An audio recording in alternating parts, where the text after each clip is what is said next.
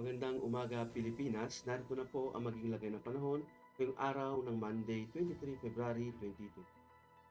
Base po sa ating synoptic situation, patuloy na iiral ang shear line sa silangang bahagi ng Southern Luzon at silangang bahagi ng Visayas.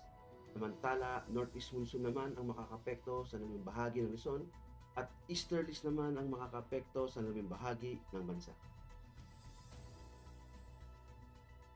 Dulot nga ng shear line ang Albay, Sorsogon, Masbate at Northern Samar ay makakaranas ng maulap na kalangitan na may kalat-kalat na pag-ulan kidlat. Dulot naman ng Northeast Monsoon, ang Quezon at nalabing bahagi ng Bicol ay makakaranas ng maulap din na kalangitan ngunit merong mahihinang ulan. Sa Metro Manila at sa nalabing bahagi ng Luzon, magiging bahagyang maulap hanggang sa maulap na papawirin na may mahinang pag-ulan. Dulot ito ng Northeast. Sa Palawan, kanlurang bahagi ng Visayas at gitnang bahagi ng Visayas ay makakaranas ng bahagyang ulap hanggang sa maulap na papawirin na may pulong-pulong pag-ulan, kidlat at kulog. Dulot ito ng easterlies. Easterlies din ang makakaapekto sa Mindanao kaya maging maulap na kalangitan na may kalat-kalat na pag-ulan, kulog. Base naman sa flight level wind chart sa 925 hectopascal, makikita natin sa may silangang bahagi ng Bicol Region at silangang bahagi ng Visayas.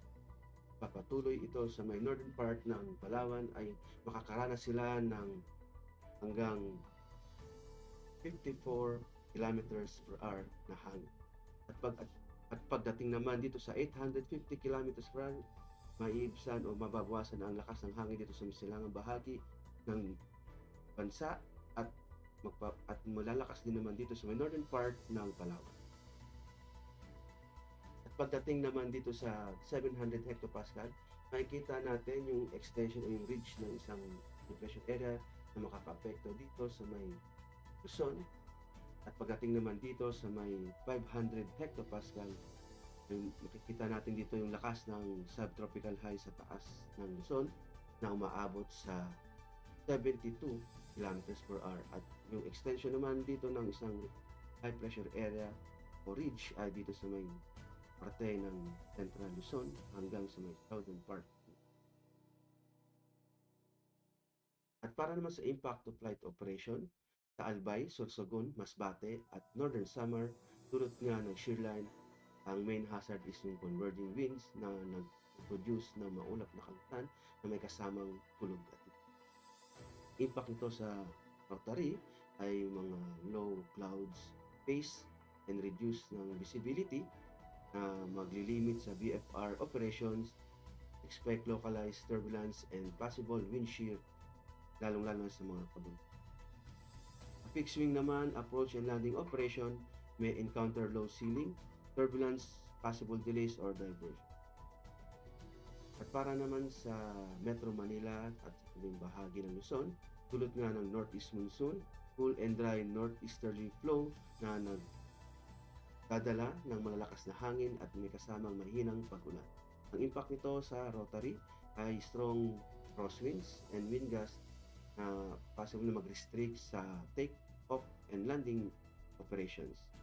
Sa fixed wing naman, cross wind and moderate turbulence during approach, possible delays to low visibility at mga mahinang pag-ulan. Para naman sa Palawan, Mindanao at sa labing bahagi ng ilang bahagi ng Visayas, dulot nga ng easterlies, ang warm and humid air na nanggagaling sa Pacific na nag-enhance ng convective activity. Ang impact naman nito sa rotary ay localized thunderstorms and light turbulence may briefly affect operation lalong-lalo sa inland at sa hapon.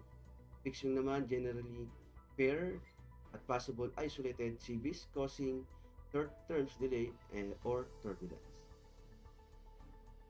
At para naman sa astronomical information, ang araw ay sisikat ng 0603 at lulubog din naman mamayang 1816. Para naman sa moon illumination, meron tayong 38%. At para manatiling updated sa lagay at pagtaya ng panahon, I-follow lamang ang Air Force Weather Center sa mga social media accounts.